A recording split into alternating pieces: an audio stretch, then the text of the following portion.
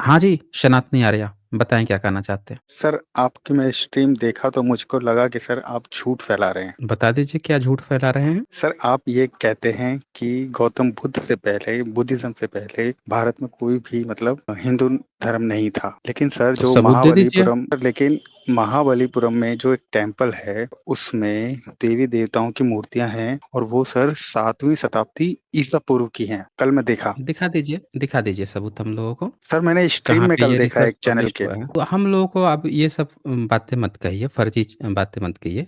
हम यहाँ पे जब आप हमसे बात कर रहे हैं, आपने क्लेम किया कि हम झूठ फैला रहे हैं। फिर आपने कहा कि भई आपके पास कोई सबूत है, फिर आपने एक टेम्पल का नाम लिया कि कोई टेम्पल जो है वो बहुत पुराना है। तो हमें तो सबूत चाहिए ना, आप हमें अगर सबूत दे देंगे कि भई कोई टेम्पल इतना पुराना है, ईसा से 700 साल पहले का कोई मिल गया है, तो भैया हम लोग भी समझ जाएँगे।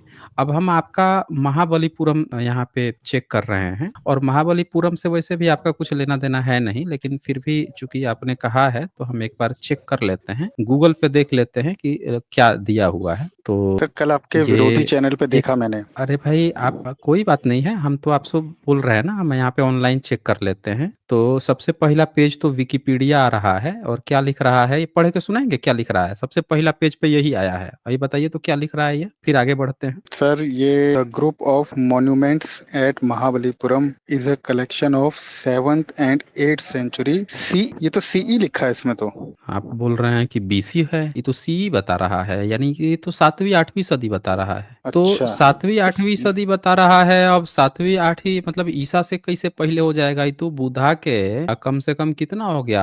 8 और 6 14 लगभग 1400 साल बाद का है और अभी इसको खोलेंगे ये किसका है वो तो एक अलग मुद्दा हो जाएगा कि उसमें भी आप फँस जाएँगे। लेकिन अभी बुद्धा के जो 1400 साल बाद का भी जो चीज़ बना हुआ है, वो बुद्ध से पुराना कैसे हो जाएगा? बताइए? तो सर आप ये तो मानते हैं ना कि जो गौतम बुद्ध नहीं, थे हम और झूठा सम्राट अशोक कैसे थे हुए वो वो भी। बताइए ना? अच्छा हम झूठ कैसे हुए वो तो बता दीजिए कम से कम? नहीं, चलिए ठीक है सर, मैं वो स्ट्रीम में तो खैर मैं देखूंगा, लेकिन इसमें तो सीई लिखा है, लेकिन वो तो क्लेम कर रहे थे कि वो 7वीं बीसीई की बात कर रहे थे। लेकिन लेकिन सर आप ये तो मानते हैं ना कि जो सम्राट अशोक हैं वो यज्ञ करते थे और गौतम बुद्ध भी यज्ञ यज्ञ करते करते थे। थे, सबूत दिखा दीजिए हमें। जी। अगर यज्ञ करते थे तो सबूत भी तो होगा ना, सबूत दिखा दीजिए। तो सर आप किस आधार पर ये मानते हैं कि उस समय कोई वैदिक युग था ही नहीं? नहीं, इससे थोड़े मतलब हुआ। आपने क्लेम किया कि सम्राट अशोक यज्ञ करते थे, तो यज्ञ करते होंगे, बुद्ध यज्ञ करते होंगे, तो पहले सबूत दिखाइए ना। आप जो-जो क्लेम कर रहे हैं, उसका सबूत भी तो दिखाएँगे या केवल ऐसे ही कह देंगे? और फिर सर कहेंगे कि आप हिस्ट्री झूठ में तो बोलते हैं, पढ़ाते आप हैं। गलत बताते हैं। देखिए, ये हमसे हम ये सब बातें मत किया कीजिए कि पढ़ाता है, ये पढ़ाता है। आप कहिएगा कि वो जो है ना, वो हगता है, वो उसको जो है इंडियन वाला टॉयलेट पसंद है, उसको खेत में जाके हगना पसंद है। ये सब हमको काहे बता रहे हैं? हमको आप सबूत दीजिए ना, सबूत दीजिए। आपको दिखाइए, अगर आपको लगता है कि हमारे कंटेंट गलत हैं, तो जैसे हम किताब खोल के यहाँ पे बताए हैं कि भैया इसमें ये बातें लिखी हुई हैं। आप भी हमको दिखा दीजिए वहाँ पे कि कहाँ पे एविडेंस दिखा के ये बताया गया है कि बुद्ध से पुराना कोई आपका हिंदू धर्म था। यही दिखा दीजिए। ओके ठीक है सर, मैं आप मतलब किसी किताब को मानेंगे ऐसा ही है ना? तो नहीं, मुझे ऐसे नहीं खोजना है, पड़ेगा उस सबूत। किताब को। किताब भी जो है उसमें सबूत होना चाहिए। ये नहीं कि खाली लिख दिया है कि पुराना है, तो उसका लेके हम अचार थोड़े बनाएँगे। उस सबूत के साथ तो बताएँ कि भैया ये सबूत मिले हैं। बुद्ध से पहले हमको ये लिखित में मिल गया है कि ये हमारा हिंदू धर्म था। ये मंदिर था, उस पर लिखा हुआ मिल गया कि ये हिंदू मंदिर है, ये विष्णु मंदिर है, ये शिव का मंदिर है। सब लिखित में जैसे सम्राट अशोक सब लिखवाए हैं, वो लिखित में मिल जाए। आपका तो पूरी तरह उनके से तो सर मतलब जो इंस्क्रिप्शन पे पुरातत्व लिखे प्रमाण हैं। होता है। हाँ, तो वही मैं बोल रहा हूँ ना कि इंस्क्रिप्शन लिखित में मिल जाए तो हमको दे दीजिए। जब भारत में सिंधु घाटी सभ्यता थी, लिखित थी, जब आप वेद आज बुद्ध से पहले आप वेद लिख चुके थे, तो आप पक्का लिखे ही होंगे। जब वेद, पुराण, राम आपके वाल्मीकि लिखते थे, आपके वेद व्यास लिखते थे 5000 साल पहले, तो आप पक्का लिखे ही होंगे कि ये आपका ये मंदिर है, वो मंदिर है। आपके वेद व्यास जो हैं बैठ के आज से 5000 साल पहले अकबर की बात लिख रहे हैं, विक्टोरिया की बात लिख रहे हैं, अंग्रेजों की बात लिख रहे हैं। हैं? आपके महाभारत में मलच भाषा, मुगलों की भाषा बोल रहे हैं, मुस्लिमों की भाषा बोल रहे हैं उसमें युधिष्ठिर और विदुर। तो आपके यहाँ तो कुछ भी चल सकता है ना, आप दिखाइए ना हमको सबूत दिखाइए। पुरातत्व के साथ आप हमें सबूत दिखाएँगे, आपकी बात हम लोग मान लेंगे। तो बिना ठीक है सर, 1 सबूत मिनट रुकिए। दिखाए ये क्लेम मत कीजिए कि हम झूठ बोल रहे हैं। हाँ, दिखाइए। सर 1 मिनट रुकिए, मैं 1 मिनट अभी वो सर्च करता हूँ, लेकिन सर एक चीज़ पे और आपसे बात करनी है। हाँ, बोलिए। आप सर एक वो श्लोक बहुत सर आप दिखाते हैं अंधा कुटिल साँप वाला, लेकिन सर आप उसके हुँ। अंदर की एक्सप्लेनेशन नहीं समझ पा रहे हैं। बताइए, अंधा कुटिल साँप जो है वो देखेंगे। वो सर हमारे शरीर की क्या-क्या आंतों के बोलते बारे हैं? में एक्सप्लेन किए हैं। क्या किए वो गए सर हैं? हमारे जो जो सर हमारी इंटेस्टाइन सिस्टम है ना, जो छोटी आँत और बड़ी आँत सर उसको डिफाइन किया गया है। आइंस्टाइन की बात की गई है, तो आपके वो जानते नहीं थे क्या वो? जो लेखक थे आपके, उनको ये बात पता नहीं था क्या कि आइंस्टाइन का हिंदी क्या होता है? उसमें जो साँप की आकृति है ना, उसी आकृति की तो हमारी आँतें होती है ना, वही उसमें बताया है। मतलब कल को आप ये कह देंगे कि टट्टी की भी बात हुई है क्योंकि वो भी हगने पर सांप की तरह गोल-गोल हो जाती है ना? सर कह देंगे इसका उसमें उससे टट्टी क्या की बात है। ताल्लुक? तो वही तो हम बोल रहे हैं कि जो चीज़ें लिखा ही नहीं हुआ है उससे ताल्लुक क्यों भिड़ा रहे हैं? जो चीज़ लिखा ही नहीं हुआ है उससे आप क्यों वो कर रहे हैं? बोलिए। हुँ, सर मैंने एक्सप्लेनेशन देखी कल उसकी वीडियो की। हुँ। आप सर जिसका मज़ाक उड़ाते हैं। कल उन्होंने बताया अच्छा, पूरा साइंटिफिक से। साइंटिफिक रूप से बताया है ना? जी।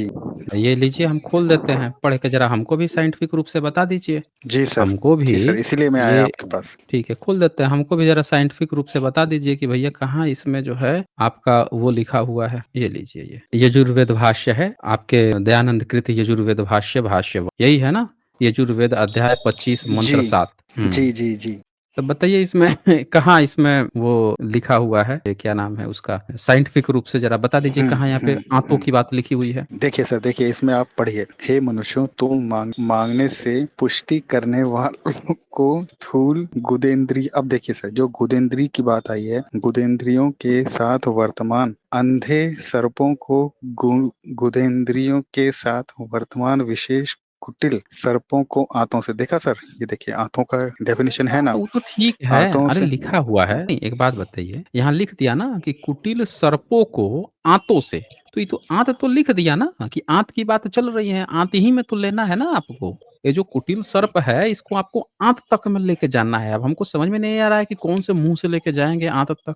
किधर से नज़दीक पड़ेगा आँत तक ले जाना? सर जो हमारी छोटी आंत है ना, उसकी बात की है। हुँ, उसकी आकृति सर्प की तरह हुँ। होती है ना, छोटी आंत की आकृति और बड़ी आंत अरे की भाई तो आकृति। ये कहाँ इसमें लिखा कहाँ है कि छोटी आँत की, ये तो कह रहा है कुटिल सर्पों को, ये है ना अंधे सर्पों को। 2 तरह के साँप हैं, एक अंधा साँप है, उसको गुदेंद्रिय के साथ। गुदेंद्रिय मतलब क्या होता है? बोलिए?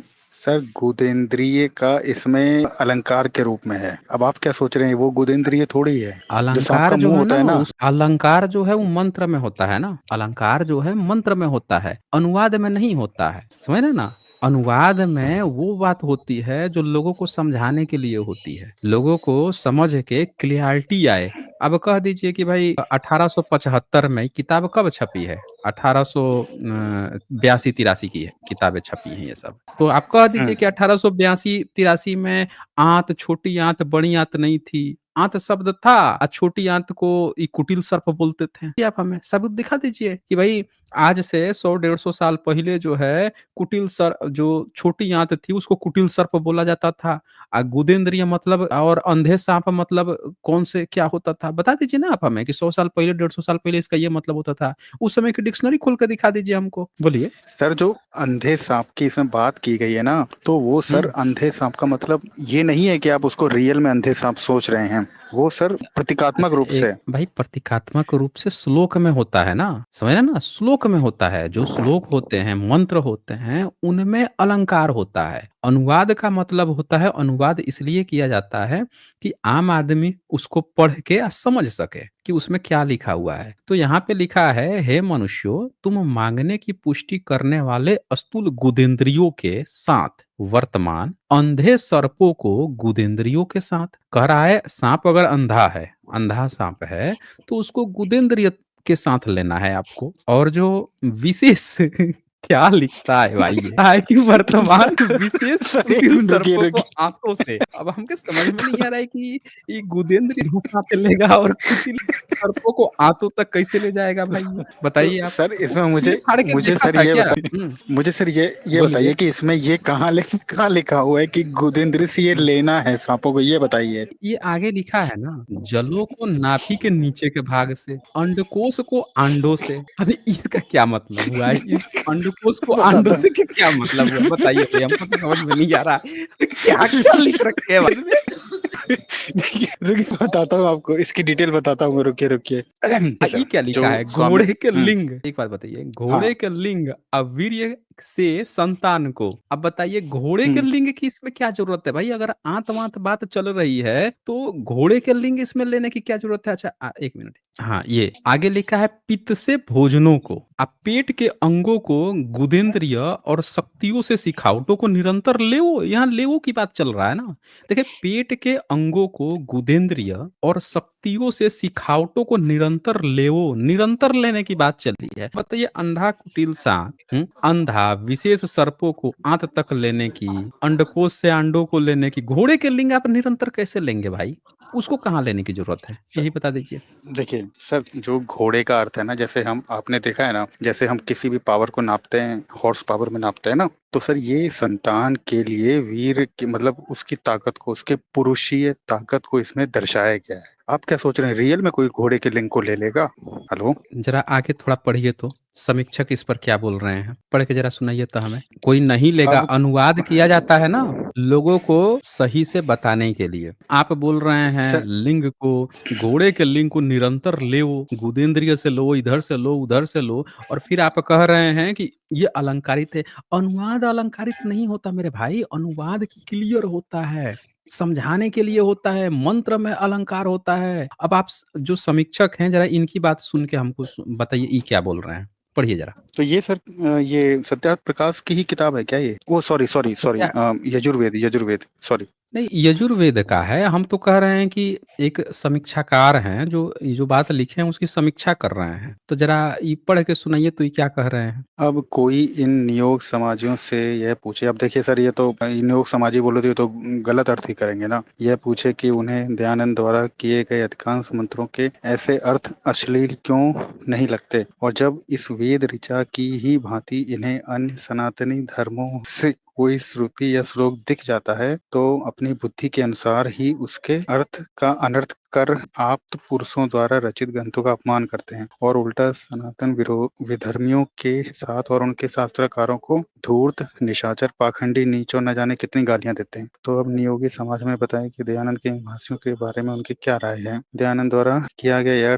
यह अर्थ उन्हें अश्लील लगता है कि नहीं? ये सर इसमें है प्रश्न नंबर 10। दयानंद जी हमें बताएं कि अंधे सर्पों को गुदा में घुसाने और कुटिल सर्पों को हाथों से लेने की आज्ञा क्या ईश्वर ने देता है? यदि देता है तो समाज ही दिन में ये कितनी बार लेते हैं? दयानंद जी हमें बताएं कि अंधे कुटिल सर्पों और अश्व के लिंग को गुदा व आंतों में निरंतर लेते रहने के पीछे का विज्ञान समझाएं। दयानंदी गुदा व आंतों में अंधे कुटिल सर्पों एवं अश्व के लिंग को लगातार लेने रहने की शक्ति विशेष युक्ति का खुलासा करें, क्योंकि दयानंदियों के सर्पों के साथ इस कृत्य की कल्पना करके भी हमारी समझ से तो बाहर है कि ये सर्पों को किस युक्ति से प्रवेश देते होंगे। तो सर ये समीक्षक कौन है? ये कट्टर हिंदू हैं, ठीक है? है? हाँ, अच्छा। कट्टर हिंदू हैं ये। ये बोलते हैं कि मैं मुझसे बड़ा कोई हिंदू नहीं होगा, मैं कट्टर हिंदू हूँ और वो कहते हैं लिखे है ना ऊपर कि हम सनातनियों को हम्म। ये बैठ के समाजी जो है दिन-रात गाली देते हैं सब जब हमारे देखिए क्या कहते हैं है कि ये सनातनी धर्म ग्रंथों में कोई श्रुति या श्लोक दिख जाता है इस तरह का कि सर कहीं ये से तो यहाँ से हाथ से पौराणिक जन्म ले वर्सेस आज लिया। समाज कर रहे हैं। रुकिए सर, हाँ, तो आप हम ये वही पौराणिक हम वर्सेस अब वही तो हम आपसे कह रहे हैं कि हम ये आप समीक्षक जो है कोई नास्तिक थोड़े ही है। ये तो कट्टर हिंदू है। एक कट्टर हिंदू ही पूछ रहा है आपके वैदिक ज्ञाता लोगों से कि भैया एक बात बता, तो हमारे पुराण में जो बातें लिखी है उसको कहता है कि बड़ा अश्लील है, गंदा है, ये है। तेरे जो आराध्य हैं, ये अर्थ किए हुए हैं तो बता दे कि ये जो अंधा साँप है, वो गुदा में घुसाने कुटिल सब ईश्वर ने आज्ञा दिया है, तो दिन में कितनी बार तुम लेते हो? पूछ तो रहे हैं ये भी। भई तुमको अश्लील तो नहीं सर लग रहा है? सर हमारे हुँ। में अगर ये भाष्य है तो इनके किसी और के उसमें दिखाइए, उसमें क्या अर्थ है? इससे अलग है क्या? वहाँ भी तो अब यही अर्थ अलग करके हो बैठे होंगे। अरे कहीं पे कुछ भी अर्थ होगा, ये तो गज़ब के खिलाड़ी हैं ना भई। ये तो गज़ब के खिलाड़ी हैं, हर चीज़ को अपने हिसाब से अर्थ करते थे। तो इनके तो बहुत सारी बातें हैं ना, एक बात थोड़े है। अभी आगे और खोल दूँगा तो वहाँ पे भी आप कहोगे कि भई फँस गया। तो चले रहने देते हैं, एक इनके लिए काफ़ी है, बहुत दिखा दिया लेकिन इन्होंने। सर एक चीज़ तो बताइए, लेकिन एक चीज़ बताइए सर, जो इनका अर्थ है सर हुँ। वो तो बगैर निघंटु और उसके क्या है वो, एक चीज़ और है, भूल गया मैं। निरुक्त के अनुसार हुँ। तो अर्थ किया नहीं जा सकता, तो इसको तो पढ़ना पड़ेगा ना निरुक्त और उसको। निघंटु को, तभी तो असली मतलब जान पाएँगे। देखें, भारत में आर्य समाजी जो हैं, उनके भाष्य को कोई मानता है नहीं, ना कोई स्वीकृति है, ठीक है? और भारत में आमतौर पर जितना कब्जा है शंकराचार्य का है, महामंडलेश्वरों का है और आर्य समाजियों का इनसे चलता है 36 के आंकड़े। आर्य समाजी उनको गाली देता, वो इनको गाली देता है। आर्य समाजी ने सत्यार्थ प्रकाश में भर-भर के सबको गाली दिया है, बुद्धिज्म को, जैनिज्म को, मुस्लिम्स को, ईसाई को, सिख को, कबीरपंथी को, गोस्वामी को, शैव को, वैष्णव को, शाक्त को, सबको भर-भर के गाली दिया है और उसने अपना वेद फर्जी अनुवाद करके थोपने की कोशिश की है। तो बदले में जो शंकराचार्य वाले जो पार्टी है, परिपाटी है, महामंडलेश्वर शाक्त वाले वैष्णव हैं, वो इनको मानते नहीं, वो भर-भर के इनको देते हैं गाली।